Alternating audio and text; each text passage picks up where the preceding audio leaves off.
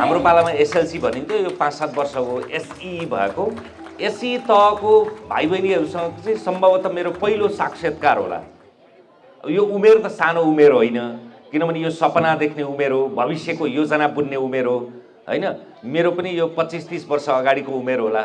तर यो समूहको उमेर समूह चाहिँ जसमा करिब 95% चाहिँ अपरिचित मान्छेहरूसँग म परिचित हुन पाउनु, त्यो आफैमा एउटा असाध्यै राम्रो सौभाग्य हो। त्यही कारणले म यहाँ उपस्थित भएको छु। अहिले म तपाईहरुसँग यो जे कुराकानी गरिरहेको छु नि, म तपाईहरुलाई अलिकति मेरो तपाईहरुको समयतिर म डोर्याउँछु है। तपाईहरुले ध्यानपूर्वक सुन्नु भएन भने फेरि उहाँले भनेको 45 मिनेट, म 45 सेकेन्डमा झार्छु। फेरि मैले तपाईहरुलाई सुन्ने गरी नै भन्ने कोसिस गर्छु है। म गौरारमा झापामा जन्मिएको मान्छे। यहाँ करिब 10 वटा विद्यालयका भाइ बहिनीहरू हुनुहुन्छ। यो जुन चाँगुनारायण नगरपालिका छ, यो नगरपालिकाभित्र 3 वटा सायद निजी विद्यालय जो एसई तहसम्म पढाइ हुन्छन् र 3 वटा सामुदायिक विद्यालय 6 वटा, र त्यसभन्दा बाहिरका भाइ बहिनीहरू पनि हुनुहुन्छ। करिब 10-11 वटा विद्यालयबाट उत्तीर्ण 110 जना जति तपाईहरु हुनुहुन्छ। म एउटा विडम्बना भनौँ अथवा एउटा स्वाभाविकता भनौँ, कक्षा 1 मा मात्रै म सामुदायिक विद्यालयमा पढ्न पाएँ। कालिका प्राथमिक विद्यालय नाम थियो। र त्यस पछाडि भने म यहाँ उपस्थित भएका आधी भाइ बहिनी जस्तै म प्राइभेट स्कुलमै पढेको, बोर्डिङ स्कुल भन्ने गर्नुहुन्छ नि तपाईहरुले, जनजीवनमा। केजी देखि म 10 कक्षासम्म निजी विद्यालय पढेँ र मेरो नेपाली कहिले पनि अब प्राइभेट स्कुल पढ्ने बित्तिकै अंग्रेजी माध्यम हुने बित्तिकै नेपाली भाषामा असाध्यै कमजोर हुन्थ्यो। म पनि ती अरु औसत मान्छेहरू जस्तै निजी विद्यालय पढ्नुको विडम्बनाका कारणले म नेपाली भाषामा असाध्यै कमजोर थिएँ। बोलाइमा चाहिँ कमजोर होइन, तर लेखाइमा र सँगसँगै शैक्षिक रूपमा त्यसको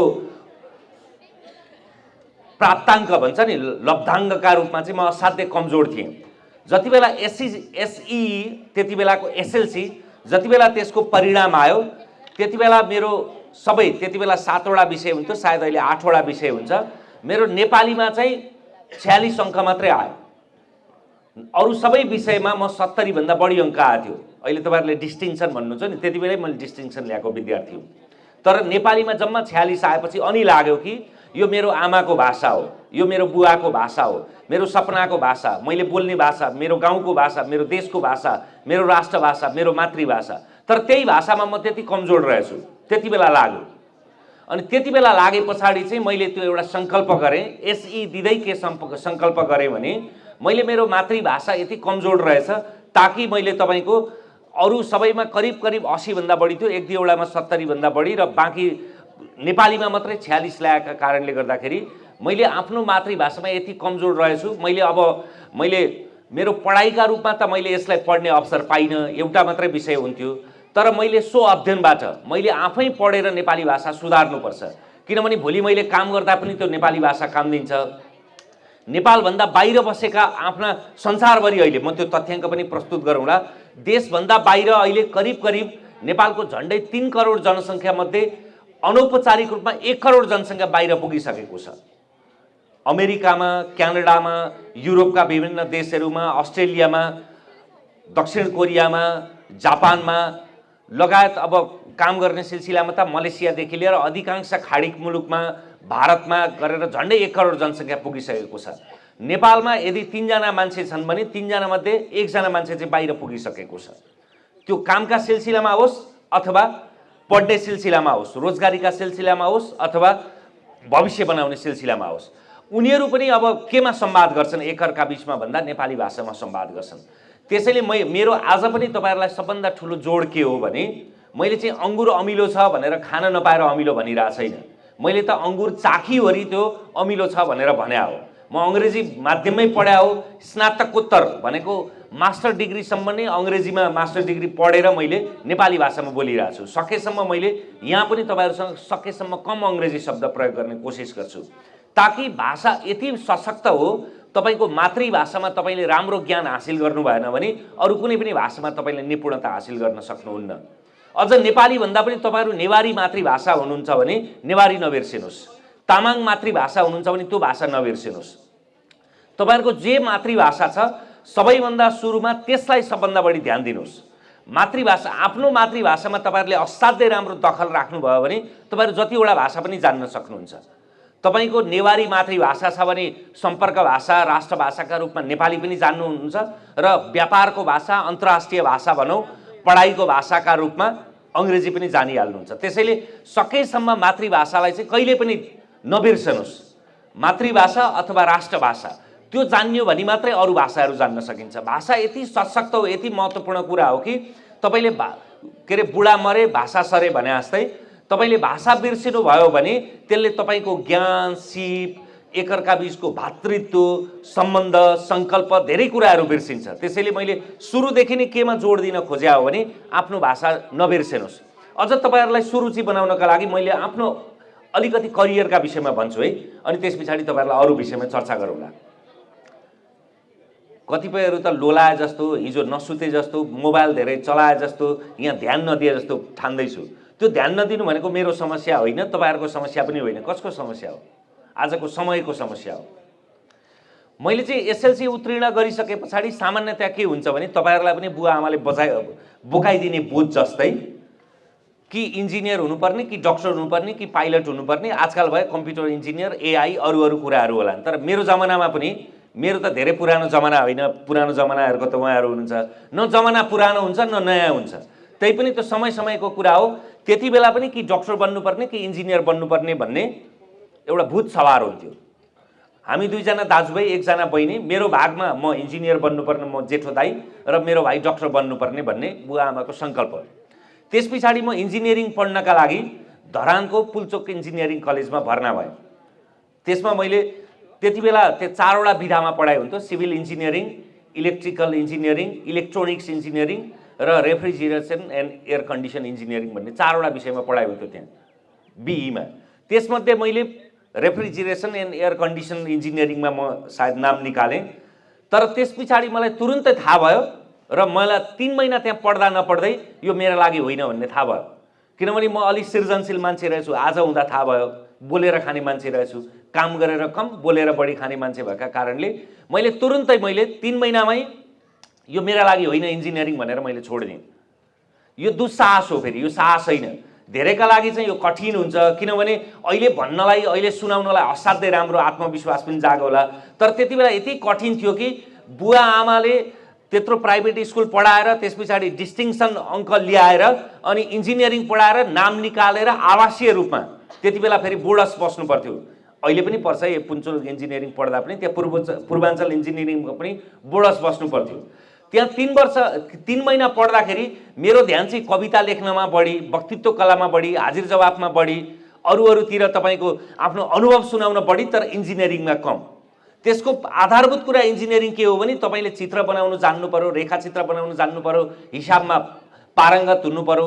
दिमागको पनि हाम्रो दुईटा किसिमको मस्तिष्क हुन्छ क्या, एउटा दाहिने र एउटा देब्रे।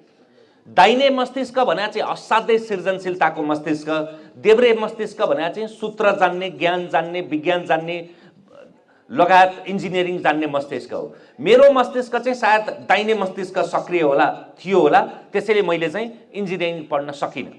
सक्न त सक्थेँ होला जेनतेन, तर सकिनँ भन्ने मलाई त्यति बेला थाहा भयो।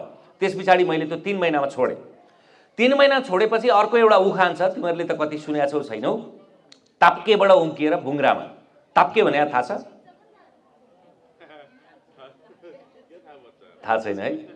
त्यो बच्चाको समस्या होइन, तपाईहरुको समस्या हो, सिकाउनु पर्यो नि त बच्चाको। अहिले हामी धेरै कुरा बच्चालाई समस्या भन्छौँ, त्यो बच्चालाई सिकाउने शिक्षकको, शिक्षिकाको र बुवा आमाको समस्या हो धेरै चाहिँ। किनभने उनीहरूलाई के सिकाउने भन्ने कुरा चाहिँ, उनीहरूले के सिक्छन् धेरै ठुलो समस्या होइन, हामी के सिकाउँछौँ त्यो चाहिँ ठुलो समस्या हो के।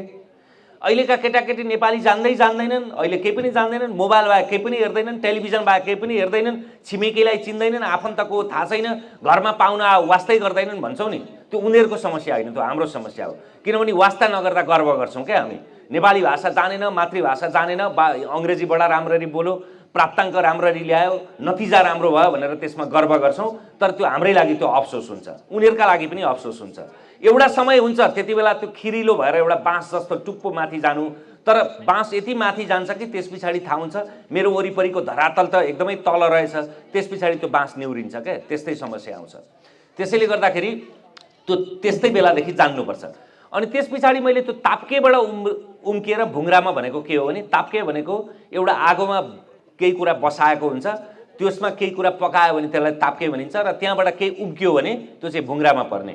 अझ त्यो शाब्दिक रूपमा भन्ने हो भने ताप्केमा माछा एउटा जिउँदो माछालाई ताप्केमा राखिदियो, तातो कराईमा राखिदियो भने त्यो माछा चाहिँ उफ्रिन्छ बच्नका लागि। त्यो उफ्रिएर कहाँ बस्छ भन्दाखेरि कोइला भएको भुङ्रोमा जान्छ भने जस्तै म पनि त्यो इन्जिनियरिङको ताप्केबाट उफ्रिएर फेरि म्यानेजमेन्ट भन्छ नि व्यवस्थापनको भुङ्रोमा परेँ। +2 पढ्न त्यस पछाडि के भयो भने मामा चाहिँ दमक मोडल क्याम्पसमा पढ्नुहुन्थ्यो। त्यस पछाडि मैले घरमा त सुनाउने कुरै भएन, त्यति बेला सुनाइनँ मैले इन्जिनियरिङ पढिनँ भनेर घरमा सुनाइनँ। मामा भनेको मभन्दा 2 वर्ष मात्रै जेठो हुन्थ्यो, उहाँलाई सुनाएँ। अब इन्जिनियरिङ मेरा लागि रहिरहेछ, के गर्ने त भनेपछि ल आऊ म्यानेजमेन्ट पढ्न भनेर उहाँसँग बस्यो। त्यस पछाडि त्यो +2 सम्म पढ्दाखेरि त्यति बेला पनि लाग्यो कि यो व्यवस्थापन पनि मेरा लागि होइन। व्यवस्थापन भनेको major marketing, major economics, major accountancy अनि नेपाली र अङ्ग्रेजी एक एकवटा विषय हुन्थ्यो। त्यो पनि मलाई लाग्यो यो मेरा लागि होइन। +2 सम्म जेनतेन पढियो।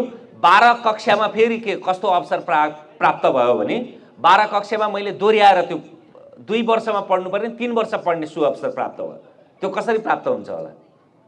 कुनै पनि कुरा 2 वर्षमा पढ्नुपर्ने कुरा 3-3 वर्षसम्म पढ्न कसरी पाइन्छ भन्दा तिमीहरूले बुझ्ने भाषामा फेल भएर अनि ब्याक लागेर हो। सुन्छु नि म जहाँ बोलेको पनि, हल्ला गरेको पनि सुन्छु, ब्याक बाइटिङ गरेको पनि सुन्छु। त्यस पछाडि त्यसमा मैले 12 कक्षाको पनि 12को पनि एकाउन्टमा मेरो दोस्रो के अरे 2 चोटि दिनु पर्यो। त्यस पछाडि ब्याक लाग्यो भनौँ न। अनि त्यस पछाडि मात्रै मेरो होस खुल्यो कि यो मेरा लागि होइन, इन्जिनियरिङ पनि मेरा लागि होइन, म्यानेजमेन्ट पनि मेरा लागि होइन। त्यस पछाडि मात्रै म मेजर अङ्ग्रेजी, मेजर इङ्ग्लिस र मेजर पोलिटिकल साइन्स पढेर अहिलेको ह्युमेनिटिज भनौँ अथवा आर्ट्स पढ्न लागेँ। काठमाडौँ आइयो, त्रिचन्द्र क्याम्पसमा पढियो। त्यस पछाडि म लगातार रूपमा अब्बल भएँ। अब्बल भनेको के हो भने ब्याचलरमा त सायद फर्स्ट डिभिजन ल्याउनु मेजर इङ्ग्लिस र मेजर पोलिटिकल साइन्स निकै कठिन थियो। मास्टर लेभलमा भनेको एमएमा समेत म मेजर इङ्ग्लिस छुट्टै र मेजर पोलिटिकल साइन्स छुट्टै, एमएमा पनि फर्स्ट डिभिजन ल्याउनु कति कठिन हो हाम्रो सरलाई सोधे हुन्छ, सबैलाई थाहा हुन्छ। म एमएमा पनि फर्स्ट डिभिजन ल्याएँ। अब तपाईँहरू सम्झिनु होला एसएलसीमा डिस्टिङ्सन ल्याएको, इन्जिनियरिङबाट भगौडा भएको, म्यानेजमेन्ट पनि पढ्न नसकेको, तर ह्युमेनिटिजमा म्यानेजमेन्टमा म मास्टर डिग्रीमा समेत फर्स्ट डिभिजन ल्याएँ भने पछाडि तपाईँहरूलाई के भन्न खोज्या भने आज भर्खर त्यसको तपाईँहरू पहिलो खुल्किडामा हुनुहुन्छ। मैले त 2 खेप बाटो बिराएर सही बाटामा आएँ। त्यसैले सुरुमै बाटो नबिराउँदैखेरि तपाईँहरू सही बाटामा आउनुहोस्। बुवाले के चाहनुहुन्छ, आमाले के चाहन्छ, साथीले के चाहन्छ, अरूले के चाहन्छ होइन, तपाईँ केमा सक्षम हुनुहुन्छ सबभन्दा ठुलो। छेउमा आमालाई भनिरहेछ नि, हो ठिक भन्यो। सबभन्दा सुरुमा तपाईँलाई के ठिक लाग्छ त्यो छनौट गर्नुहोस्। तपाईलाई के रुचि लाग्छ, तपाईको केमा ज्ञान छ, तपाईको जेमा रुचि छ, तपाईको तेमा लगाव छ, त्यो सबभन्दा ठुलो कुरा हो। अर्काको लैलैमा लाग्यो भने त्यसकै लैलैमा लागिन्छ। सबभन्दा ठुलो कुरा चाहिँ जिन्दगीमा 3-4 वटा कुरा चाहिँ अर्काको रुचिले कहिले पनि गर्नुहुन्न। पहिलो कुरा आफूले छनौट गर्ने अध्ययन, आफूले के पढ्ने भन्ने कुरा चाहिँ बुवा आमाको सपना पूरा गर्ने भनेर कहिले पनि पूरा गर्नु हुँदैन। त्यो गरियो भने धोका खाइन्छ। त्यो अरूका लागि धोका होइन कि आफ्नै लागि धोका खाइन्छ। किनभने तपाईको भोलि पैसा पनि होला, प्रतिष्ठा पनि होला, मान पनि होला, सम्मान पनि होला, तर आत्मसन्तुष्टि हुँदैन। सबैभन्दा ठुलो कुरा आफ्नो मनको सन्तुष्टि हो। आफ्नो मनलाई सन्तुष्टि नभएसम्म केही पनि प्राप्त हुँदैन। बाहिर भनेको चाहिँ त्यो देखावटी कुरा मात्रै हो। कागजको घोडा भन्छ नि, साँच्चैको घोडा चाहिँ दौडिन सक्छ तर कागजको घोडा कहिले पनि दौडिन सक्दैन। त्यसैले सबैभन्दा ठुलो कुरा चाहिँ तपाईलाई केमा रुचि छ त्यो सबभन्दा ठुलो कुरा हो। आफ्नो रुचिको कुरा छनौट गर्नुभयो भने त्यसले कहिले पनि धोका खाइदैन। अहिलेदेखि नै अब कति सपना बुनेको छैन थाहा छैन। मलाई लाग्छ यसको आधीभन्दा धेरै मान्छेहरू त तपाईहरू आधीभन्दा धेरै त आजै विदेशको सपना देखिसक्नुभयो होला। +2 पछाडि अथवा ब्याचलर पछाडि त कि म मेरो काका मामा दाजु दिदीहरू जस्तै कि अस्ट्रेलिया जान्छु कि क्यानाडा जान्छु कि त युरोप जान्छु कि अमेरिका जान्छु भन्ने सोचिसक्नुभयो होला। त्यो कति चिठ लाग्दो तथ्याङ्क छ म एकछिनमा भनौँला। त्यो गर्नु ठिक बेठिक त्यसका विषयमा पनि अहिले एकछिनमा आउला। तर सबभन्दा पहिलो प्रश्न चाहिँ के हो भने बुवाले आमाले दाजुले दिदीले कसले के गर्यो भन्दा पनि तपाईलाई सबभन्दा सुरुमा रुचि के छ त्यो रुचिको विषय पढ्नुस् एउटा। दोस्रो छनौट भनेको भोलि गएर तपाईले अपनाउने पेशा। किनभने अहिले काम गरिसके पछाडि त अहिले बुवा आमा कि शिक्षक हुनुहुन्छ होला, कि किसान हुनुहुन्छ होला, कि वैदेशिक रोजगारमा हुनुहुन्छ होला, कि बैंकर हुनुहुन्छ होला, अथवा बेरोजगार हुनुहुन्छ होला, जे भए पनि उहाँहरू एउटा पेसामा हुनुहुन्छ। तपाईँ पनि भोलि गएर एउटा पेसा गर्नुहुन्छ। त्यो पेसा पनि तपाईँको छनौटको पेसा हुनु पर्यो, आफ्नो रुचिको पेसा हुनु पर्यो, आफ्नो बाध्यताको पेसा हुनु भएन। त्यो आफ्नो रुचिको पेसा हुन सक्यो भने त्यसले तपाईँलाई पर्याप्त आम्दानी पनि दिन्छ, त्यसले आत्मसन्तुष्टि पनि दिन्छ, त्यसमा परिवारमा एउटा सन्तुष्टि पनि दिन्छ र सँगसँगै तपाईँको करियर पनि राम्ररी बन्छ। त्यसैले त्यो पेसा पनि कहिले पनि बाध्यताले कुनै पनि पेसा नगर्नुहोस्। जहिले मेरा लागि होइन भन्ने ठान्नुहुन्छ तैले छोडिदिनुहोस्। जसरी पढाइ आफ्नो छनौटको पढाइ भएन भने त्यसले आफूलाई दुःख दिन्छ र आफूलाई आत्मसन्तुष्टि दिने पढाइ पढ्नु पर्यो र त्यसले सफलता पनि दिन्छ भने जस्तै पेसा पनि आफूलाई इच्छाएको पेसा मात्रै रोज्नुहोस् ताकि त्यसले तपाईँलाई सन्तुष्ट दिन सकोस्। तपाईँले यदि आफूले इच्छाएको पढाइ र आफूले इच्छाएको पेसा गर्नुभयो भने त्यसले त्यसमा तपाईँले 100% दिन सक्नुहुन्छ। आफूले इच्छाएको कुरा दिनु भएन भने त्यसमा 100% दिनुहुन्न। उदाहरणका लागि तपाईँलाई यदि परीक्षाको लागि तपाईँले पढ्नु पर्यो भने के हुन्छ? असाध्यै निन्द्रा लाग्छ, पट्यार लाग्छ, पाना पल्टायो भने निन्द्रा लाग्छ होइन। तर तपाईँले आफूले रोजेको कुनै कमिकको पुस्तक पढ्नु पर्यो, कुनै कथाको पुस्तक पढ्नु पर्यो, उपन्यास पढ्नु पर्यो अथवा आफूले इच्छाएको कुरा पढ्नु पर्यो भने त्यो निन्द्रा पनि लाग्दैन, बुवा आमाबाट लुकाएर भए पनि पढ्नुहुन्छ। आज त पढ्ने कुरा कम छ, हेर्ने कुरा बढी छ। अहिले त तपाईँहरूलाई के हेर्नुहुन्छ? युट्युबमा के सामग्री छ त्यो हेर्न मन लाग्छ।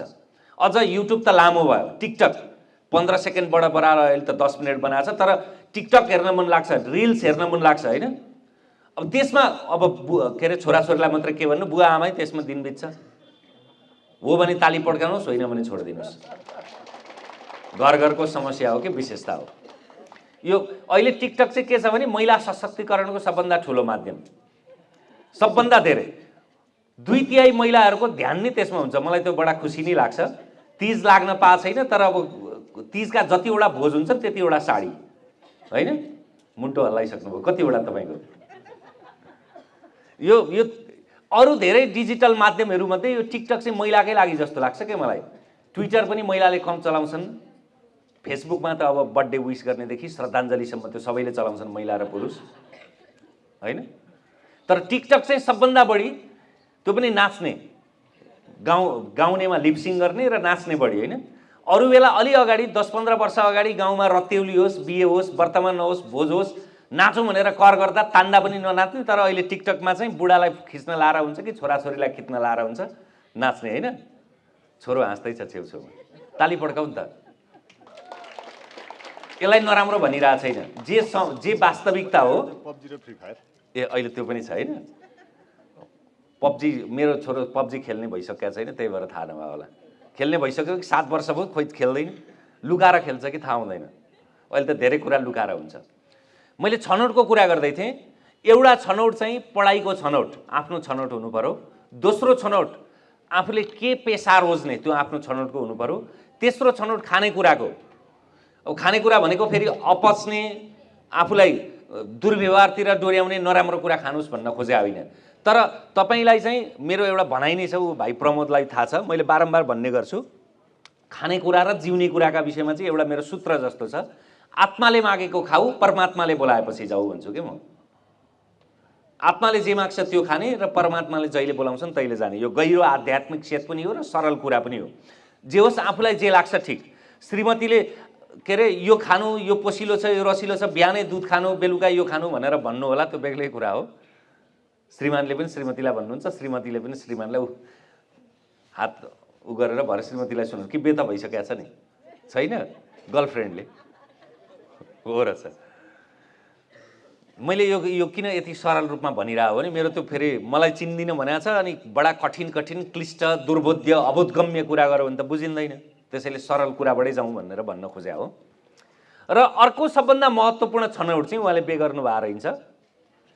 सबभन्दा महत्त्वपूर्ण छनौट आफूले विवाह गर्ने, श्रीमान होस् अथवा श्रीमती छनौट गर्ने, आफ्नो ब्रह्मले गरेको छनौट गर्नु पर्यो। यसको अर्थ बुवा आमालाई निराश पार्नु भन्न खोजे होइन। बुवा आमालाई पनि चित्त बुझाउनुहोस्, तर बुवा आमाले भनेको भन्दा आफ्नो रुचिको कुरा गर्नुहोस्। रुचि भनेको फेरि धेरै क्रान्तिकारी बन्न, धेरै दुस्साहसी बन्न भन्न खोजे होइन। तर सकेसम्म त्यो पनि आफ्नो रुचि र परखले गर्नुहोस् ताकि भोलिलाई दुःख नपाइयोस्। किनभने बुवा आमा त एउटा समयसँग साथ दिनुहुन्छ, तर जीवनभरि साथ दिने जीवनसाथी हो। +2 पढेपछि ब्याचलर पढ्ने बित्तिकै त विदेश नै जाने हो, फेरि जानुस् भन्न खोजे होइन, तर एउटा बाध्यता हो। त्यसको म यो अलिकति तथ्याङ्क भन्छु। हिजो मात्रै हिमाल खबर पत्रिकामा छापिएको एउटा खबरले असाध्यै अत्यास लगाउँछ। वैदेशिक रोजगारमा अहिलेको तथ्याङ्क के छ भने अहिले चाहिँ यो अघिल्लो वर्षको एउटा अध्ययनले सन् 2022 मा संसारभरिको वैदेशिक अध्ययनमा जाने मध्ये आधा विद्यार्थीहरू चाहिँ भनेको विदेशभरि संसारभरि वैदेशिक रोजगारीमा जाने मध्ये 50% विद्यार्थीहरू चाहिँ नेपाल जस्तो 14वटा थर्ड कन्ट्री तेस्रो मुलुकका विद्यार्थीहरू छन्। त्यसमध्ये पनि नेपालबाट जाने विश्वको जबकि हाम्रो जनसङ्ख्या असाध्यै कम छ, विश्वको मानचित्रमा हाम्रो जनसङ्ख्या भनेको 0.9% हाम्रो जनसङ्ख्या हो भने हाम्रो विदेशमा पढ्न जाने विद्यार्थीहरूको सङ्ख्या चाहिँ 1.7% हो। जनसङ्ख्या प्रतिशतको कति ऋणात्मक रहेछौँ हामी? 0.9% हामी विश्वको जनसङ्ख्यामा छौँ भने जबकि हामी बाहिर पढ्न जानेहरू चाहिँ 1.7% भइसकेका छौँ। त्यस्तो अवस्था छ। त्यो भनेको तपाईँहरू नि अबको 2-3 वर्ष पछाडिका तपाईँहरू हो। त्यसै गरी यो आर्थिक वर्ष 2079-80 को तथ्याङ्कले के भन्छ भने यो पछिल्लो वर्ष मात्रै 7,75,000 युवाहरू विदेश पुगिसकेका छन्। यो एक वर्षमा 7,75,000 विदेश पुगेका छन् र गत वर्ष मात्रै 1,10,000 नेपाली विद्यार्थी चाहिँ अध्ययनका लागि गएका छन् र जसमध्ये 90% विद्यार्थी नेपाल फर्केका छैनन्। भनेको एकै वर्षमा 1,10,000 विद्यार्थी पढ्नलाई विदेश जान्छन् र 10 मध्ये 1 लाख चाहिँ बाहिर नेपालमा फर्किँदैनन्। हरेक वर्ष 1 लाख पढ्न जाने 1,10,000 मध्ये 1 लाख विद्यार्थीहरू चाहिँ पढेर नेपाल फर्किँदैनन्। त्यति टिठ लाग्दो र यो पछिल्लो वर्षको तथ्याङ्क चाहिँ अहिलेसम्मकै सबैभन्दा उच्च बिन्दु हो। त्यस्तै तपाईँको आर्थिक सर्वेक्षण 2079-80 ले भन्छ 2079 फागुनसम्ममा 55,26,700 जना वैदेशिक रोजगारीमा औपचारिक रूपमै सम स्वीकृति लिएर गएका छन्। अहिलेसम्म 55,26,700 तथ्याङ्क तपाईँहरूलाई आवश्यक पर्छ भने टिपे पनि हुन्छ।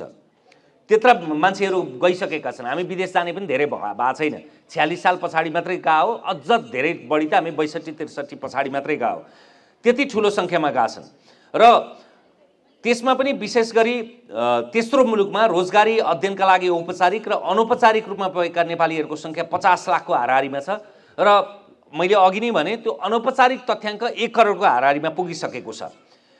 यो पछिल्लो नेपालीहरूको सङ्ख्या करिब 22 लाख रहेको देखाउँछ। यो नेपालमा हरेक घरबाट अध्ययनका लागि औपचारिक रूपमा विदेश पुग्ने 50 लाखको हाराहारीमा र परिवारबाट अलग भई अक्सर विदेशमा बसोबास गर्ने नेपालीहरूको सङ्ख्या चाहिँ 22 लाख रहेको राष्ट्रिय जनगणना 2078 ले देखाएको छ। यद्यपि अध्ययन र कामकाजका लागि विदेशमा रहने नेपालीहरूको सङ्ख्या त्योभन्दा कयौँ गुणा छ। त्यस्तै तपाईँको देश छोड्नेहरूमा पनि पढ्न जाने विद्यार्थी त छँदैछन्, पढिसकेर करियर सक्नेहरूमा पनि doctor, engineer, charter accountant, nurse, veterinary doctor, कृषि विज्ञ, प्राध्यापकदेखि लिएर फिजिक्स पढ्ने, केमिस्ट्री पढ्ने, त्यसै गरी तपाईँको जीव विज्ञान पढ्ने, जोलोजी पढ्ने, बोटनी पढ्नेहरू र पढेर उत्तीर्ण गर्नेहरूको पनि असाध्यै ठुलो सङ्ख्या छ। यो विशेष गरी पछिल्लो 3 दशकमा एउटा राम्रो पक्ष चाहिँ यसले के गरेको छ भने गरिबीको दर करिब 17% ले झर्या छ। त्यो झर्नुमा चाहिँ वैदेशिक रोजगार असाध्यै ठुलो त्यसको योगदान छ र त्यसमा पनि अहिले एउटा समय हुन्छ जसलाई चाहिँ असाध्यै राम्रो के अरे जनसङ्ख्याको लाभ भन्छ नि, जनसाङ्ख्यिक लाभ। अहिले नेपाललाई सबभन्दा ठुलो जनसङ्ख्याको लाभ छ। राष्ट्रिय जनगणना 2078 ले भन्छ नेपालमा काम गर्न सक्ने उमेर 15 वर्षदेखि 64 वर्ष उमेर मानिन्छ संसारभरि नै। त्यसको जनसङ्ख्या झन्डै 15 देखि 64 वर्षसम्मको उमेर समूहको 65% जनसङ्ख्या चाहिँ 15 देखि 64 वर्ष उमेर समूह छ।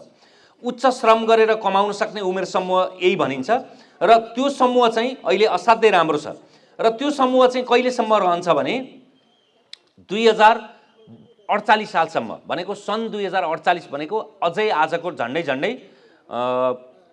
आज 2023 मा छौँ भने 2048 सालसम्म भनेपछि अझै पनि झन्डै 25 वर्षसम्म छ। अबको 25 वर्षमा जनसाङ्ख्यिक लाभ नेपालले उठाउन सक्छ। तर त्यो लाभ कसरी उठाउन सक्छ भने यो युवा शक्ति विदेशमा पलायन नभएर पढ्न नगएर यहीँ पढ्न सक्ने, यहीँ रोजगार पाउने, यहीँ भविष्य देख्यो भने मात्रै पाउँछ। नत्र भने यो जनसाङ्ख्यिक लाभ चाहिँ कसले उठाउँछ? तिनै विदेशले उठाउँछन्। यो मागको समस्या रहेछ। अघि उद्घोषकलाई पनि पानीको चाहियो थियो, मलाई पनि पानी चाहियो। यो मेरो समस्या होइन, यो मागको समस्या जस्तो लाग्यो। तर त्यति कठिन रूपमा पनि नेपाली प्रयोग गर्नु आवश्यक छैन। कम्प्युटरलाई पनि नेपाली नाम छ, थाहा छ? कतिलाई थाहा छ? थाहा छ है? हाजिर जवाफमा मात्रै थाहा हुन्छ होइन? सुसङ्ख्य। अझ तपाईँको त्यो रेलको पनि नेपालीमा नाम छ। रेलको लेखलाई के भन्छ थाहा छ? लोहा पथगामिनी मार्ग। लोहा भनेको फलाम, पथ भनेको बाटो, गामिनी भनेको हिँड्ने, मार्ग भनेको बाटो। त्यति कठिन पनि प्रयोग गर्नु भएन, रेल भने भइहाल्यो नि। लोहा पथगामिनी अथवा कम्प्युटरलाई सुसङ्ख्य, त्यति कठिन, त्यति दुर्व, त्यति क्लिष्ट बनाउनु परेन। तर सकेसम्म नेपाली आउँछ भने चाहिँ माफ गर्नु होलालाई सरी भनिरहनु परेन क्या, नेपालीबाटै आइहाल्छ नि। नमस्कार भने भयो, हेलो भनिरहनु परेन भन्न खोजेको। यो तथ्याङ्क चाहिँ असाध्यै टिठ लाग्ने तथ्याङ्क हो। तर तथ्याङ्क यो भए पनि आजको वास्तविकता हो, आजको विडम्बना हो। आज नेपालभन्दा बाहिर म अहिले भर्खरै हिजो मात्रै बेलायत पुगेर आएको, त्यसैले त्यो मलाई त्यताको त्यो अवस्था चाहिँ बडा सादृश्य रूपमा याद छ। मैले बेलायत पनि पुगेँ, त्यस पछाडि युरोपको पोर्चुगल पनि पुगेँ। 15-16 के अरे दिन पुगेर आएको। त्यहाँ पुग्नेहरूको पनि जिन्दगी राम्रो छैन है। मैले यहाँ मात्रै पुगे होइन, गत वर्ष मात्रै अमेरिका पनि गएको थिएँ, म जर्मनी गएको थिएँ, फ्रान्स गएको थिएँ, बेल्जियम गएको थिएँ, नेदरल्यान्ड गएको थिएँ। त्यहाँ पुग्दाखेरिको विडम्बना के छ भने एउटा साँघुरो कोठामा बस्ने। बेलायतमा अहिले तुरुन्तै जानेहरूमध्ये मसँगै एपिओनमा भर्खरै काम गरेर 1,30,000-40,000 पर्छ एउटा कोठाको। एउटा कोठामा बस्ने, खाना खाना पाउने पनि होइन, त्यसको भाडा तिर्ने हो।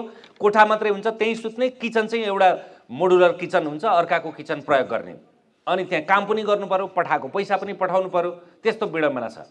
अमेरिकामा पनि तपाईँले असाध्यै सस्तोमा पाउनुभयो भने एउटा रुम सेयरिङ गरेर एउटा रुममा काम पाउनुभयो भने $600 पाउनुहुन्छ।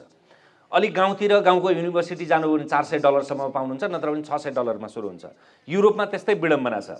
अब आज तर त्यति भने पनि के छ भने यो वर्ष मात्रै, अहिले मैले कुरा गरिरहेको वर्ष मात्रै अस्ट्रेलियामा यही वर्ष 70,000 नेपाली विद्यार्थीहरू गएका छन्। यो आर्थिक वर्ष 79-80 मा अस्ट्रेलियामा मात्रै 70,000 विद्यार्थी गएका छन्। अमेरिकामा मात्रै 15,000 भन्दा बढी विद्यार्थी गएका छन्। बेलायतमा मात्रै 7,000 भन्दा बढी विद्यार्थी गएका छन्। पोर्चुगलमा मात्रै 6,000 भन्दा बढी विद्यार्थी गएका छन्। क्यानाडामा मात्रै 5,000 भन्दा बढी विद्यार्थी गएका छन् पढ्नलाई। अब यो कस्तो तथ्याङ्क हो भने हामी जो सक्षम छौँ, जो जान इच्छुक छौँ, जोसँग आर्थिक रूपमा सबलता छ, सबै अब नेपालमा भविष्य देख्न छोड्यौँ। अहिले काठमाडौँ विश्वविद्यालय यस्तो विश्वविद्यालय हो जहाँ चाहिँ तपाईँको 2050 सालमा देखि पढाइ हुन थालेको, अहिले 30 वर्ष पढाइ हुन थालेको भयो। सुरुमा त काठमाडौँ विश्वविद्यालयको जग्गा नै यहीँ चाँगु नारायणमै किनिएको थियो, अहिले चाहिँ धुलीखेलमा छ। काठमाडौँ विश्वविद्यालय यस्तो विश्वविद्यालय हो जहाँ चाहिँ त्यहाँ पढ्ने विद्यार्थीहरूमध्ये 13% विद्यार्थीहरू चाहिँ विदेशका विद्यार्थीहरू पढ्छन्। काठमाडौँ विश्वविद्यालयमा 60 वटा देशका विद्यार्थीहरू पढ्छन् अहिले पनि।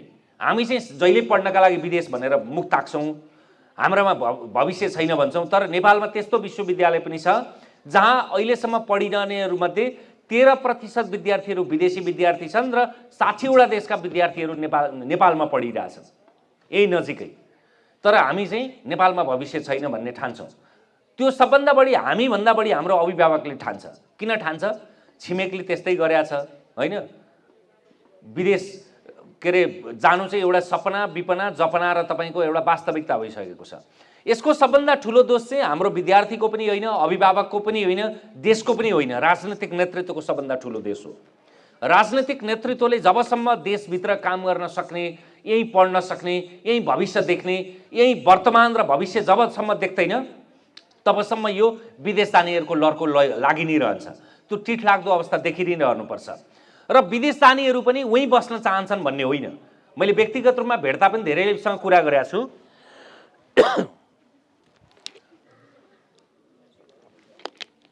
पर्दैन हजुर, अघि सँगै नबस्नुहोस् भनेको बुढाबुढी अन्तिममा त सँगै बस्नुभएछ। हँस्यौली पनि गर्नु पर्यो है। उनीहरूको पनि चाहना के हो भने उता बसौँ भन्ने होइन। नेपालमा उताको भन्दा आधी मात्रै तपाईँको पारिश्रमिक पायो भने पनि उनीहरू आउन तयार छन्। त्यहाँ तपाईँको आधीको आधी भए पनि तयार छन्। त्यहाँ सरदर $4000 खाने मान्छेहरू नेपालमा 1 लाख तलब भयो भने पनि आउन तयार छन्। तर यहाँ उच्च शिक्षा हासिल गरेर उन्नत किसिमको रोजगारी गरे पनि, उन्नत किसिमको शिक्षा आर्जन गरे पनि पिएचडी गर्नेहरूलाई समेत यहाँ कसरी समायोजित हुने असाध्यै सकस छ। हाम्रो अर्को असाध्यै ठुलो समस्या के हो भने, अब हामी हुन त यो नगरपालिकामा छौँ, हामी केन्द्रमा मात्रै होइन स्थानीय तहमा र वडा तहमा पनि यति बढी राजनीतिकरण छ, त्यसको सायद तपाईहरु असाध्यै ठुलो भुक्तभोगी हुनुहुन्छ होला। यहाँको महिला समूह होस् कि सहकारी होस् कि अथवा तपाईको कुलो समूह होस् कि नगर समूह होस् कि जेसुकै समूह होस्, जुनसुकै समूहमा यति बढी राजनीतिकरण छ कि तपाईहरु त्यो राजनीति भनेर बाहिर रहनु हो भने सास फेर्न पनि सकिँदैन।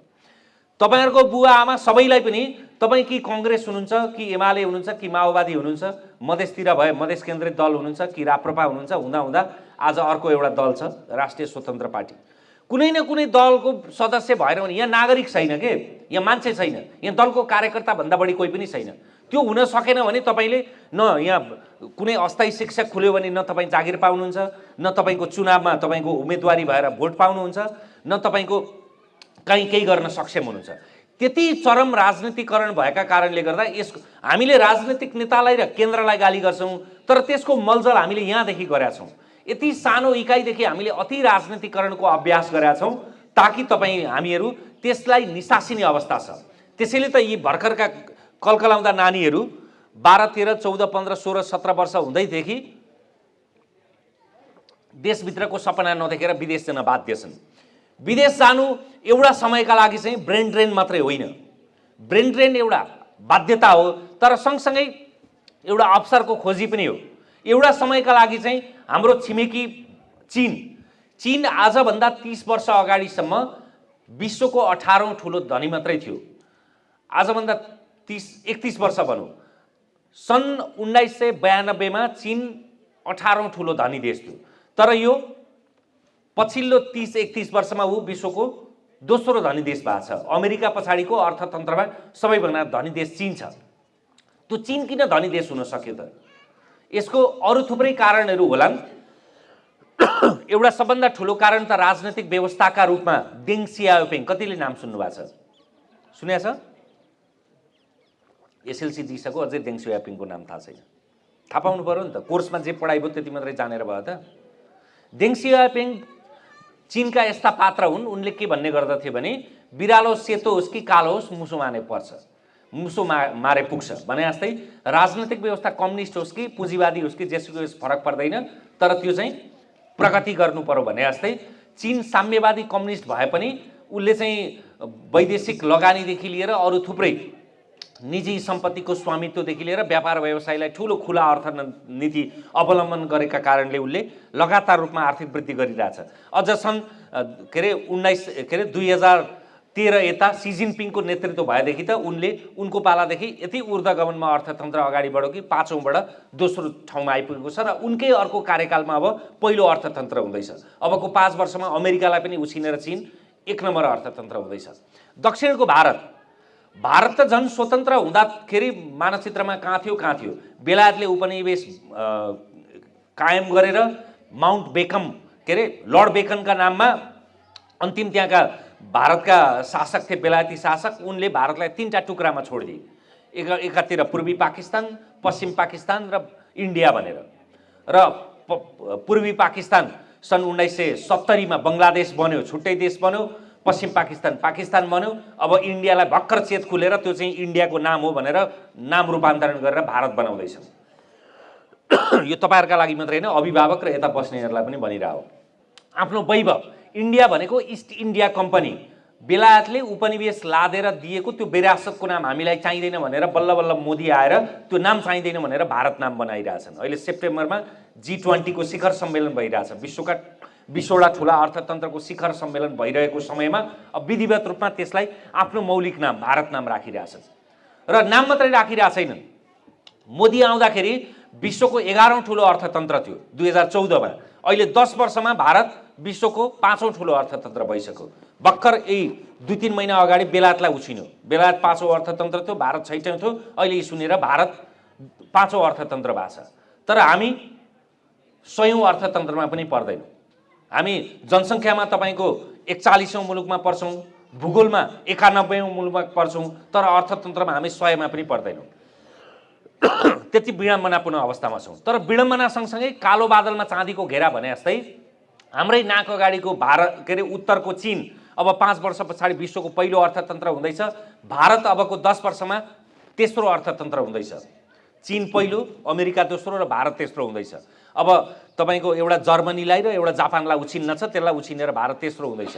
अझै त्यसको अलि द इकोनोमिक्सले गरेको प्रक्षेपण अनुसार त अमेरिकालाई पनि भारतले उछिन्दैछ अरू 20 वर्षमा। तर हामी के गर्दैछौँ? हामी अमेरिका, क्यानाडा, अस्ट्रेलिया, युरोप भनेर त्यता ताकिरहेछौँ। हाम्रै छिमेकमा यत्र ठुला ठुला अर्थतन्त्र विकास भइरहेछन्। मैले सकारात्मकताको दियो किन भनिरहे भने यदि छिमेकमा असाध्यै राम्रो ठुलो स्कुल खुल्यो भने त्यहाँ जग्गाको मूल्य पनि बढ्छ, छिमेकमा रोजगारी पनि हुन्छ, व्यापार व्यवसाय पनि बढ्छ हैन। यही गाउँमै पनि एउटा उद्योग कल कारखाना खुल्यो भने पनि तपाईकै घर छिमेकमा एउटा ठुलो बाटो बन्यो, एउटा ठुलो उद्योग खुल्यो, एउटा ठुलो विद्यालय खुल्यो, एउटा ठुलो अस्पताल खुल्यो भने त्यहाँ सबैतिरको तपाईको जग्गाको मूल्य बढ्ने, रोजगारी बढ्ने, अवसरको सिर्जना, ढोका सिर्जना हुने भने जस्तै अब चीन र भारत यसरी बढिरहँदाखेरि त्यो एउटा चिया चाहिँ कपमा हालिरहँदाखेरि त्यो पोखिएपछि कहाँ जान्छ भन्दा छिमेकमा पोखिन्छ। त्यसैले अहिले नेपालको भविष्य चाहिँ आज त्यो निराशाजनक देखिए पनि अब निकट भविष्य नै असाध्यै राम्रो र सुन्दर देखिन्छ। हाम्रा कारणले होइन, छिमेकका कारणले। तर सँगसँगै छिमेकको जस्तो यदि भारतमा 1947 भन्दा पछाडिको जग निर्माण गर्ने पण्डित जवाहरलाल नेहरू र आजको मोदी जस्तो हाम्रा लागि भलै सीमा मिच्ला अथवा लिपुले, कालापानी र लिम्पियाधुरा जस्ता समस्या हामीलाई बिजाइरहला, तर उसका देशका लागि चाहिँ मोदीले असाध्यै राम्रो काम गरिरहेछ। यतापट्टि सी जिनपिङले पनि राम्रो काम गरिरहेछन्। एउटा कुनै पनि देशमा युगद्रष्टा एउटा समयमा जन्मिने रहेछ के। मोहम्मद माथेर मलेसियाको मुहार फेर्दिए हैन, ली कुआन यू सिङ्गापुरको मुहार फेर्दिए। संसारका त्यस्ता थुप्रै देशहरू छन् जो एउटा एउटा कालखण्डमा मुहार फेर्ने पाक्सुङ हिल दक्षिण कोरियाको मुहार फेर्दिए। त्यस्तै अहिले अब आजलाई देख्दाखेरि त भर्खर गुज्रिरहेको समय हो। मोदी पनि त्यस्तै एउटा पानी जलो हुन् जसले भारतको मुहार फेर्दिरहेछन्। सी जिनपिङ त्यस्तै पात्र हुन् जसले चीनको मुहार फेर्दिरहेछन्। भ्लादिमिर पुटिनलाई अवमूल्यन गर्लान्, युक्रेन मामिलालाई जेसुकै भन्लान्, तर 1989 मा टुक्रिएको सोभियत युनियनलाई पुनर्एकीकरण गर्दैछन्। विश्व मानचित्रमा अरू दृष्टिकोणले हेर्दाखेरि अर्कै कुरा देखिएला, तर त्यो देशको आँखाबाट हेर्ने हो भने उनले पनि त्यहाँ मुहार फेरिरहेछन्। हामी कहाँ पनि त्यस्तै मुहार फेर्ने राजनीतिज्ञ चाहिएको छ। आज हेर्ने हो भने चाहिँ मैले त्यो दूर भविष्यसँग पनि त्यस्तो राजनीतिज्ञ देखिरहेको छैन। तर त्यस्तो राजनीतिज्ञ आयो भने हामीलाई 5 वर्ष पनि लाग्दैन हाम्रो जगमा टेक्नका लागि। हाम्रो सबै समस्या हल हुन्छन् क्या त्यस पछाडि। अहिले त हामी कहाँ थिति बिनाको, अनुशासन बिनाको, मूल नेतृत्व बिनाको, मियो बिनाको दाई जस्तो भएको छ के। त्यसैका कारणले हामी यस्तो अवस्थामा छौँ। मैले यो तपाईहरुलाई रुचि लाग्यो कि लागेन, मैले तपाईहरुलाई के भन्न खोजिरहेको भने अबको 10 वर्ष पछाडि म विदेश आउँदा सायद तपाईहरुलाई त्यतैपट्टि कुरा सुनाउन आउनु पर्ला, तर विदेशमा मात्रै मुख नताक्नुस्। आज यस्तो समय आउँछ कि जसरी अहिले 1990, 1980, 1970, 1960 बाट भारतबाट पलायन गरिहरू भारतमा आइरहेछन्। अहिले संसारको सबैभन्दा ठुलो आइटीको हब चाहिँ क्यालिफोर्नियाको सिलिकन भ्याली नभएर अहिले भारतको तपाईको बङ्गलुरु भएको छ। बेङ्गलोरले उछिनिरहेछ। अहिले सबभन्दा ठुलो आइटीको हब चाहिँ अमेरिकाको सिलिकन भ्याली नभएर अब बेङ्गलोर भएको छ भने जस्तै अब चीनका पनि मान्छेहरू अहिले पढ्नका लागि विश्वका विभिन्न देश गए पनि उनीहरूले आर्थिक सहयोगका लागि आइएमएफ अथवा तपाईको वर्ल्ड बैंक अथवा एडीबी को सहयोग लिए पनि त्यो चाहिँ अन्तर्राष्ट्रिय साझेदारको चाहिँ अभ्यास लिनका लागि मात्रै उनीहरूको साझेदारी ल्याउन् के। खासमा उनीहरू सक्षम भइसकेका छन्। त्यसैले हामी पनि हाम्रो त्यो भविष्य अँध्यारो छैन, हामी असाध्यै सक्षम छौँ भन्ने मलाई लाग्छ। तर आजका दिनमा चाहिँ त्यो सक्षमताको कडी नहुनुको पछाडि चाहिँ मूल नेतृत्व अक्षम भएर मूल नेतृत्व चाहिँ कमजोर भएका कारणले हामी यति विडम्बनापूर्ण अवस्थामा आइपुगेका हौँ। तर मूल नेतृत्व सच्चिने बित्तिकै त्यो फेरि त्यसको हात भनेको हाम्रै हातमा छ।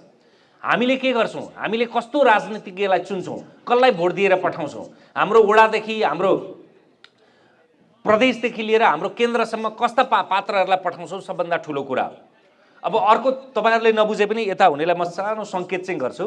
अघि मैले ताप्केबाट उम्किएर भुङ्रामा पुगे जस्तै हाम्रो पनि अहिले के छ भने झन्डै झन्डै ताप्केरबाट उम्केर भुङ्रामा पुग्ने जस्तो भएको छ क्या हाम्रो राजनीतिक नेतृत्व। मैले नाम लिनु पनि हुँदैन, यहाँ कसैले खिच्नु पनि भएको छ त्यसैले। तर सङ्केत चाहिँ के हो भने कङ्ग्रेस एमाले माओवादी खराब भयो भनेर त्यो ताप्केबाट उम्केर स्वतन्त्रताका नाममा भुङ्रोमा पड्ने खतरा छ अहिले। सबैले विदेश भन्दा पुग्नेले चाहिँ कोही अनेक नाममा आकर्षण भएर यसले पो गर्छ कि उसले पो गर्छ कि भनेर विकल्प खोजिरहेछौँ। त्यो विकल्पको दुष्प्रभाव स्थानीय तहमा काठमाडौँदेखि धरानसम्म देखिसक्नु भएको छ। त्यो विकल्प हामीले कस्तो परिपक्व र अपरिपक्व विकल्प रोज्छौँ भन्ने। त्यस्तै यी दलको विकल्पका रूपमा चाहिँ अब कस्तो कस्तो सूर्य र अथवा हँसिया हतौडा अथवा रुखको विकल्पमा घन्टी भनेर भनेपछि त्यो ताप्केबाट हामी भुङ्रामा पुग्दैछौँ कि भन्ने सङ्केतभन्दा बढी अरू मैले गर्न सक्दिनँ, गर्नु पनि हुँदैन। तर यति अभिलेख चाहिँ गर्नुपर्छ। तपाईँहरूले अब कतिले बुझ्नुभयो बुझ्नु, 84 र त्यस पछाडिका परिणामले तपाईँहरूले बुझ्नुहुन्छ। र यो ताप्केबाट उम्केर भुङ्रामा चाहिँ नपर्नुहोस् भन्ने मेरो तपाईँहरूलाई अपिल हो। तपाईँहरूलाई भन्दा पनि तपाईँहरूलाई मनमने ताली पनि बजाउनु भयो होला, उहाँले त अगाडि नै बजाउनु भयो। र अब अन्त्यमा तपाईँहरूको केही प्रश्न छ भने म अहिले लागेको सन्दर्भ र अरू विषयमा पनि भन्नु सक्नुहुन्छ। अन्त्यमा के हो भने यति धेरै फोन आएछ कि अन्त्यमा भन्नै नपाई। तपाईँहरू उच्च शिक्षाको पहिलो ढोकामा हुनुहुन्छ। सबैभन्दा ठुलो कुरा चाहिँ के हो भने तपाईँले जे रोप्नुभयो त्यही फल्छ। जुम्लामा नरिवल रोपेर नरिवल उम्रिएला तर फल दिँदैन, झापामा स्याउ रोपेर उम्रिएला तर फल्दैन, भक्तपुरमा पनि स्याउ रोप्दा फल्दैन होइन। मौसम अनुसारको कुरा रोप्नु पर्यो भने जस्तै तपाईँले जे रोप्नुभयो त्यो कुरा मात्रै फल्छ। अनि अर्को कुरा के हो भने तपाईँले जति मेहनत गर्नुभयो त्यति मात्रै फल प्राप्त हुन्छ। भाग्यमा विश्वास त गर्नुहोस्, तर सबैभन्दा ठुलो विश्वास चाहिँ कर्ममा गर्नुहोस्। तपाईँले जति कर्म गर्नुभयो त्यति मात्रै फल प्राप्त हुन्छ। कुनै पनि कुरा तपाईँले टिकाउ र बिकाउ मैले भन्ने गर्छु क्या बारम्बार अन्तर्वार्तामा पनि अरू पनि कुरामा। तपाईँले यदि कुनै पनि कुरा टिकाउ काम गर्नु छ भने त्यसको कर्म टिकाउ नै गर्नुहोस्। बिकाउ कुरा चाहिँ क्षणभङ्गुर हुन्छ, एक दिन बिक्छ भोलि बिक्दैन। जुनसुकै कुरा टिकाउ मात्रै गर्नु पर्यो। म गीतहरूको उदाहरण दिन्छु। नारायण गोपाल चाहिँ टिकाउ गाएको होइन। नारायण गोपाल कतिलाई नाम थाहा छ?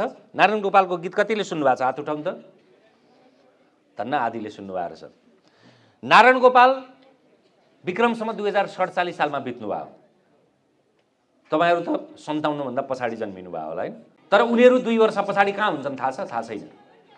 टिकाउ र बिकाउको मैले कसैलाई अमुखलाई नाम लिन खोजे होइन। तपाईँ के काम गर्नुहुन्छ? आजका लागि काम गर्नुहुन्छ कि भविष्यका लागि काम गर्नुहुन्छ? आज बिक्ने काम गर्नुहुन्छ कि टिक्ने काम गर्नुहुन्छ? त्यो महत्त्वपूर्ण कुरा हो। आज कसले के मन पराउँछ ठुलो कुरा होइन, तर कुन कुरा चिरस्थायी हुन्छ त्यो सबभन्दा महत्त्वपूर्ण कुरा हो। त्यसैले आज सीमित रूपमा भिड जम्मा भयो ठुलो कुरा होइन। प्रेमदोष प्रधानको एउटा कन्सर्टमा अहिले त बितिसक्नुभयो, भक्तराज आचार्य अहिले जिब्रो काटिएको छ। अर्को त्यस्तै कालजयी स्रष्टा कसको नाम भनौँ, शिशिर योगीले एउटा गीत गाउनुभयो, रामकृष्ण ढकालले गीत गाउनुभयो, अथवा अर्को कुनै स्रष्टाले गीत गाउनुभयो, तिलक सिंह पेलाले गीत गाउनुभयो भने त्यो कन्सर्टमा 1000जना पनि नआउलान्। अर्को कुनै बडा चर्चित मान्छे भिटेन र तपाईँको दुर्गेश थापाकोमा हजारौँ मान्छे आउलान्, तर त्यो भिडले काहीँ पनि पुर्याउँदैन। भिडका विषयमा एउटा के अरे नेपोलियन बोनापार्टले भनेका थिए, आज म के अरे यो भिड म आउँदाखेरि जति मान्छे आए भोलि मलाई झुन्ड्यायो भने त्योभन्दा बढी मान्छे आउँछन् भने जस्तो। त्यसैले भिडको पछाडि लाग्ने, भिडलाई आफ्नो पछाडि ल्याउने हो भने जस्तै तपाईँको पनि रुचि, तपाईँको उद्देश्य, तपाईँको पेसा, तपाईँको चाहिँ उद्देश्य केले छनौट गर्ने भन्दाखेरि तपाईँलाई केले टिकाउ बनाउँछ, तपाईँको नामलाई, तपाईँको परिवारलाई, तपाईँको भविष्यलाई, तपाईँको सुदूर भविष्यसम्मलाई चाहिँ केले चाहिँ टिकाउ बनाउँछ त्यो काम गर्नुपर्छ। आज क्षणभङ्गुर रूपमा बिकाउ कुरा गर्ने होइन। र अर्को आजको सबभन्दा ठुलो विडम्बना यो, यसलाई चाहिँ म अङ्ग्रेजीमा भन्ने गर्छु नेसेसिटी इभिल, आवश्यक दुष्ट। आवश्यक त छ तर असाध्यै दुष्ट हो। हामी संसारको चाहिँ सबैभन्दा धेरै मोबाइल चलाउने 10औं श्रेणीमा पर्छौँ। दिनको सरदर एउटा मान्छेले औसत रूपमा 200 पटक यो मोबाइल चाहिँ स्क्रोल गर्छ अरे। कसैले 2000 पटक गर्ला, कसैले 2 पटक गर्ला, तर नेपालीहरू औसत 200 पटक चाहिँ मोबाइल छोइरहनुपर्छ स्क्रिन चाहिँ। त्यति हामी एडिक्सन भयौँ। मान्छे रक्सीको, गाँजाको, अफिमको अथवा बियरको, चुरोटको मात्रै नसामा हुँदैन क्या, मोबाइलको पनि एडिक्सन हुन्छ। तपाईको हातको छेउमा मोबाइल छ भने 5 मिनेट 10 मिनेट 20 मिनेटमा एकखेप के अरे स्क्रिनलाई अन गर्नै पर्छ। त्यति एडिक्सन भयो। हो छोरोले आउँला ओड्याउँछ हो, तिमी पनि गर्छौ होला हो, गर्दैन? नगर्नु त राम्रो। तर हाम्रो अब आजदेखि याद गर्नु होला, लगभग मान्छेले नेपालीहरूले सरदरमा 200 चोटि मोबाइल चाहिँ अन गर्छ स्क्रिन। अब त्यो के हुन्छ भने त्यो चाहिँ नो सेम के अरे जिरो सम गेम भन्छ क्या, शून्य बिन्दुको खेल, जसले कहीँ पनि पुर्याउँदैन। बिहान उठ्ने बित्तिकै टिकटक हेरेर रिल हेरेर अथवा अघि उहाँ सरले मलाई सम्झाए जस्तो पब्जी खेलेर हामीले के गर्छौँ त? त्यसको परिणाम के हो? हामीले जुनसुकै कुरा गर्छौँ भने त्यसको प्रक्रिया मात्रै होइन, परिणाम पनि हो। हामी प्रक्रियालाई पनि ध्यान दिनु पर्यो र परिणामलाई पनि ध्यान दिनु पर्यो।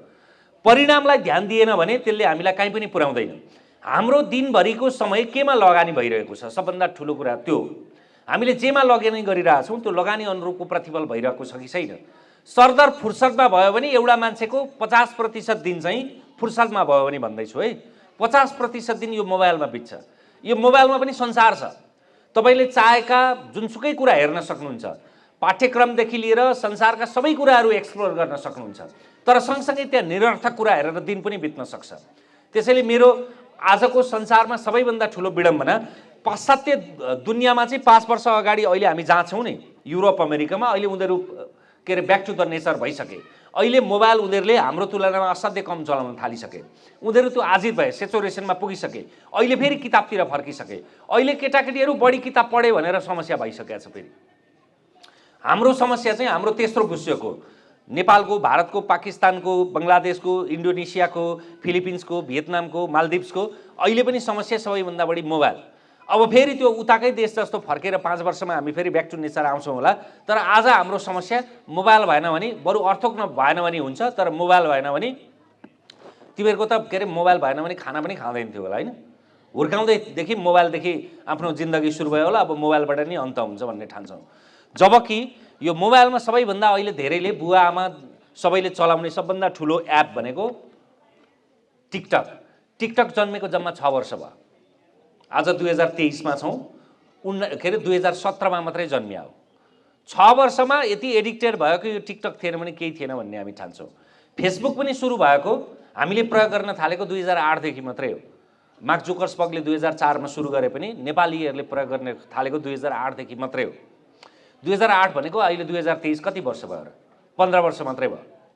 तर यो थिएन भने केही थिएन भन्ने हामी ठान्छौँ। युट्युब पनि सुरु भएको 2007 देखि मात्रै हामीले प्रयोग गर्न थालेको। त्यो थिएन भने केही पनि थिएन भन्ने ठान्छौँ। तर केही पनि नहुँदा जिन्दगी चल्थ्यो के। त्यसैले हामीले हाम्रो रचनात्मक जीवनलाई केमा प्रयोग गर्छौँ सबैभन्दा ठुलो कुरा हो। त्यो गर्न सकियो भने हाम्रो वर्तमान पनि सफल हुन्छ र भविष्य पनि सफल हुन्छ। मैले अब तपाईहरुको उमेर समूहको लागि सम्भवतः मेरो यो पहिलो साक्षात्कार भएका कारणले मैले तपाईहरुको भाषा पनि बुझ्न सकिनँ होला, तपाईहरुको इच्छा पनि बुझ्न सकिनँ। तर मैले कोसिस गरेँ कि तपाईहरुले आदि तपाईहरुले बुझ्नुभयो र आदि तपाईहरुको अभिभावकले बुझ्नुभयो। र केही प्रश्न छन् भने म संक्षेपमा प्रश्न उत्तरमा जान्छु, नत्र भने म यो सन्दर्भ टुङ्ग्याउँछु। केही छ सन्दर्भ? केही जिज्ञासा लागेको आफ्नै विषयमा? जोसँग प्रश्न हुँदैन दुई किसिमको मान्छे हुन्छ क्या। एउटा तृप्त भएको मान्छे हुन्छ जोसँग प्रश्न हुँदैन, र अर्को चाहिँ यस्तो मान्छे हुन्छ जसले केही पनि बुझेको छैन, उसँग प्रश्नै हुँदैन। तपाईहरुलाई तृप्त भएको बुझ्ने कि केही पनि नबुझेको बुझ्ने? अभिभावकले भन्नुभए पनि हुन्छ। ल तृप्त भएकै बुझौँ। हस्, यो साक्षात्कार र यो नवीन किसिमको, यो नौलो किसिमको मेरो लागि यो अभ्यास भयो। फेरि पनि तपाईहरुको उज्जवल भविष्यको कामना म कामना गर्छु। तपाईहरुले सकेसम्म यही भित्र बस्नुस्, यही पढ्नुस्। बाहिर जानुहुन्छ भने पनि त्यो खोज, अनुसन्धान, पढाइ र आर्थिक उन्नयन मात्रै होइन, आफ्नो एउटा पेशागत र सँगसँगै पढाइको उन्नयन हुन सकोस्। तर फेरि पनि नेपाललाई माया गर्नुस्, नेपाली भाषालाई, मातृभाषालाई प्रेम गर्नुस्। आफ्नो मातृभाषा बिर्सिनु भएन भने मात्रै अरू भाषामा तपाईहरुले राम्रो गर्न सक्नुहुन्छ। आफ्नै मातृभाषा बिर्सिनु भयो भने त्यो अरू कुनै पनि भाषामा जान्दैनौ। अहिलेको पुस्ता भनेको बोइलर पुस्ता जस्तो हो, न हाँसको चाल न कुखुराको चाल भन्छौँ के। अहिले एमए पढ्ने मान्छे पनि के गर्छ, न अंग्रेजीबाट 1 पेज इमेल लेख्न सक्छ, न नेपालीबाट 1 पेज लेख्न सक्छ। तपाईले नेपालीबाट अब्बल हुने मान्छे अंग्रेजीबाट त्यसै पनि हुन सक्नुहुन्छ। त्यसैले मातृभाषा सबैभन्दा सशक्त कुरा हो। यो एउटा मात्रै कुरा पनि तपाईहरुको मन र मस्तिष्कमा बस्यो भने यो मेरो उपस्थिति म सार्थक ठान्नेछु। नमस्कार।